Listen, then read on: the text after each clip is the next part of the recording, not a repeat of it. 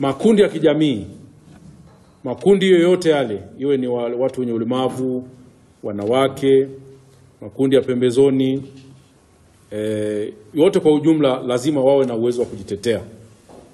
Sasa inapotokea kwamba jamii kutokana labda na sababu kadhaa au makundi, kwa mfano uelewa mdogo, uwezo mdogo, au changamoto zingine zinazotokana na masuala ya haki za binadamu kama kuzuiwa, kubanwa, vitisho, makundi fulani wanashindwa kujitetea. Sasa nyinyi ndio mnaingia kama watetezi wa haki za binadamu.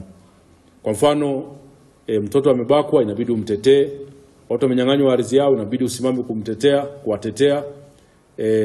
Wanawake wananyanyaswa, inabidi msimame kuwatetea kwa sababu ya hizo sababu nilizosema. Uelewa, wakati mwingine mtu anaweza kawa hajaelewa kwamba hii ni haki, kwa inabidi wewe mtetezi uingie pale kumteteza. Kwa hiyo tunapongeza kazi ambazo mmekuwa mkizifanya za kuwatetea wale ambao uwezo wao wa kutetea haki zao unakuwa ni ndogo kwa sababu mbalimbali. Kwa hiyo mnakuwa front line. Kwa hiyo duniani kuna, ndio maana sasa Umoja wa Mataifa mwaka 1998 wakaja na azimio ambalo linatambua na kuwalinda watetezi wa haki za binadamu.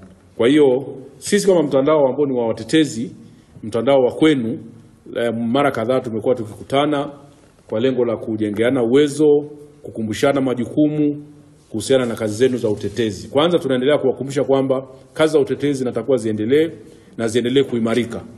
Na uimarikaji wa kazi hizo za utetezi lazima uangalie mambo mengi, uangalie masuala ya kisheria, uangalie maendeleo, development katika maeneo ya haki za binadamu, hali halisi ya hali ya haki za binadamu katika maeneo mnayofanyia kazi, hali ikoje, inabadilika, inaongezeka au hali inazidi kuwa mbaya zaidi. Lazima mjue context analysis na vitu kama hivyo. Kwa hiyo tuna namna sasa ya kuripoti. Tumekuwa tukisisitiza sana kwamba sehemu kubwa ya maisha ya mtetezi wa haki za binadamu ni swala la kutoa taarifa ya haki za binadamu katika eneo lako.